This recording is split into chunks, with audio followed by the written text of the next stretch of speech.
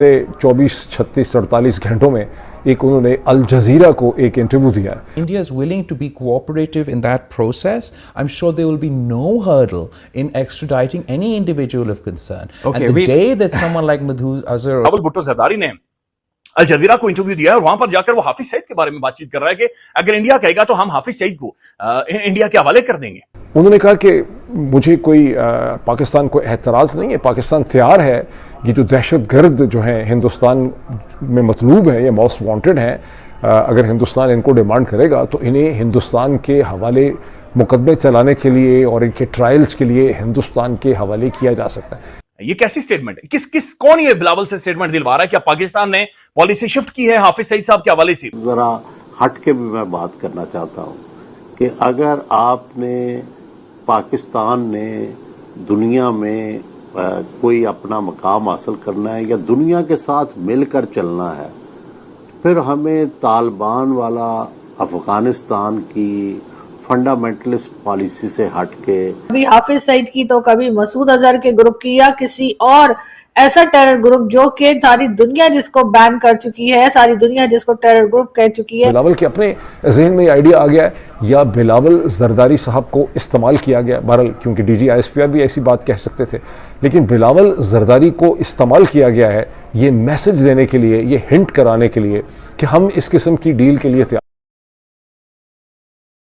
नमस्ते दोस्तों, India special में आपका स्वागत है। पाकिस्तान के पूर्व विदेश मंत्री और पीपल्स पार्टी के अध्यक्ष बिलावल भुट्टो ने शुक्रवार को अल जजीरा को एक इंटरव्यू देते हुए उन्होंने कहा कि लश्कर तैयबा के सरगना हाफिज सईद आज़ाद नहीं है बल्कि वह पाकिस्तानी जेल में कैद। और आगे बिलावल ने कहा कि मसूद अजहर के बारे में हमें कोई जानकारी नहीं, लगता है कि वह शायद अफगानिस्तान में हो सकता है। अगर भारत सरकार हमें जानकारी दे कि अजहर पाकिस्तान में है तो हमें उसे गिरफ्तार करने को तैयार है। भारत ऐसा नहीं कर रहा है। और उन्होंने यह भी कहा कि आतंकवाद को रोकने के लिए देश के एक दूसरे से जानकारी शेयर करते हैं। हमने लंदन, न्यूयॉर्क और पाकिस्तान में हमलों को रोकने के लिए ऐसा किया है। आइए सुनाते हैं पाकिस्तान के पूर्व विदेश मंत्री का इंटरव्यू। पता है आपको, यह बिलावल भुट्टो का बयान ऐसे समय पर आया है जब 2 महीने पहले भारत ने ऑपरेशन सिंदूर में पाकिस्तान के कई आतंकी ठिकानों को तबाह कर दिया था। इस हमले में मसूद अजहर के परिवार के 10 सदस्य और 4 सहयोगी मारे गए थे। मीडिया रिपोर्ट्स के मुताबिक अजहर ने बिलावल जरदारी साहब जो हैं उन्होंने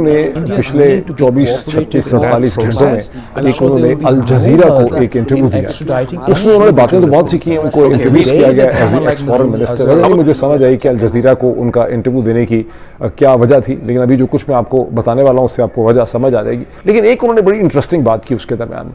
उन्होंने कहा कि मुझे कोई पाकिस्तान को एतराज़ नहीं है, पाकिस्तान तैयार है, ये जो दहशतगर्द जो हैं हिंदुस्तान में मतलूब हैं, ये मोस्ट वांटेड हैं, अगर हिंदुस्तान इनको डिमांड करेगा तो इन्हें हिंदुस्तान के हवाले मुकदमे चलाने के लिए और इनके ट्रायल्स के लिए हिंदुस्तान के हवाले किया जा सकता है। किसकी तरफ उन्होंने इशारा किया?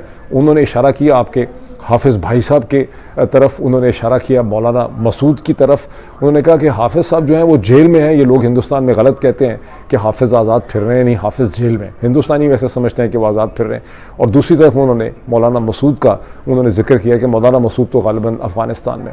लेकिन इंटरेस्टिंग बात यह है कि ये बिलावल जरदारी ने ये खुद से उनकी अपनी यानी आते हैं मज़ामी गैब से ख्याल में, आते हैं गैब से मज़ामी ख्याल में कि बिलावल के अपने जहन में आइडिया आ गया है या बिलावल जरदारी साहब को इस्तेमाल किया गया? बहरहाल क्योंकि डीजी ISPR भी ऐसी बात कह सकते थे, लेकिन बिलावल जरदारी को इस्तेमाल किया गया है ये मैसेज देने के लिए, ये हिंट कराने के लिए कि हम इस किस्म की डील के लिए तैयार हैं।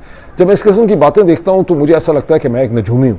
बिकॉज अब से चंद हफ्ते पहले, अगर आप में से जो लोग मेरा रेगुलरली प्रोग्राम देखते हैं, मैंने ये कहा था कि अल्टीमेटली डील यही होनी है, चूँकि हिंदुस्तान ये कहता है, चूँकि मोदी सरकार ये कहती है कि इंडस वाटर ट्रीटी उतनी देर तक सस्पेंड रहेगी जब तक कि पाकिस्तान वेरीफाइबल प्रूफ नहीं देगा कश्मीर रिलेटेड जो उसका पूरा टेरर इंफ्रास्ट्रक्चर है इसको ख़त्म करने का।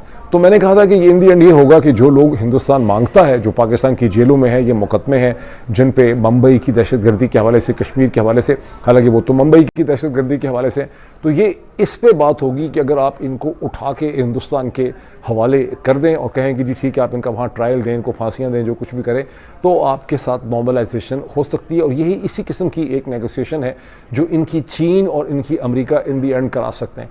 अब ये पहला बाज़ाब्ता फॉर्मल हिंट है कि पाकिस्तान इस किस्म की एक डील और नेगोशिएशन के लिए माइंड जो है वो बना रहा है और यहाँ से एक मैसेज जो है वो दिया गया। इस क्लिप के अंदर ये आप देख ही सकते हैं सोशल मीडिया पर। तो पाकिस्तान अब अगर ये कहे कि जी हमें तो FATF में भारत ने डलवा दिया, वरना हम तो FATF में जाने वाले नहीं थे और हम तो जी बड़े अच्छे लोग हैं, तो यकीनन इसके ऊपर जो है दुनिया सिर्फ हंसेगी और मजाक ही उड़ाएगी। पाकिस्तान में इस तरह के लोग आपको ना सिर्फ ये कि पॉलिटिकल रैली तो खैर होती रहती है, कभी हाफिज सईद की तो कभी मसूद अजहर के ग्रुप की या किसी और ऐसा टेरर ग्रुप जो कि सारी दुनिया जिसको बैन कर चुकी है, सारी दुनिया जिसको टेरर ग्रुप कह चुकी है, लेकिन हमारे लोग हैं कि मानने को तैयार ही नहीं होते और यही कहते हैं कि नहीं जी ये तो जी पाकिस्तान की खिदमत कर रहे हैं, ये तो इस्लाम की खिदमत कर रहे हैं। मुझे आज भी याद है कि जब हम लोग स्कूल में थे और उस जमाने में जो है वो ये हाफिज सईद को तो खैर अभी रिसेंटली अरेस्ट किया गया है, वरना या कह लीजिए होम अरेस्ट किया गया है, ये बाहर घूमा करता था। एक बार फिर पाकिस्तान के ऊपर जो अटैक किया गया भारत की तरफ से, जिसके ऊपर एक हंगामा है और हम बार बार कह रहे हैं कि जी भारत ने बड़ा गलत किया, भारत हमारे कह लीजिए कि बॉर्डर क्रॉस करके पाकिस्तान के अंदर आया और 1 2 4 नहीं बल्कि 9 जगह पे कहा गया कि अटैक किया गया, लेकिन भारत की तरफ से यही कहा गया कि जो टेरर कैंप थे उनको उड़ाया गया है। और उसके साथ इन्होंने ये भी कहा कि जी यहाँ पर पाकिस्तान जिस तरह से सपोर्ट कर रहा है इन टेररिस्ट को, उसको देखते हुए जो ऑपरेशन सिंदूर है वो अभी खत्म नहीं हुआ है और अगर फिर कुछ भारत में हुआ तो हम भारत जो है वो यकीनन एक बार फिर पाकिस्तान की तरफ आ सकता है और पाकिस्तान के पे इस किस्म के अटैक्स हो सकते हैं।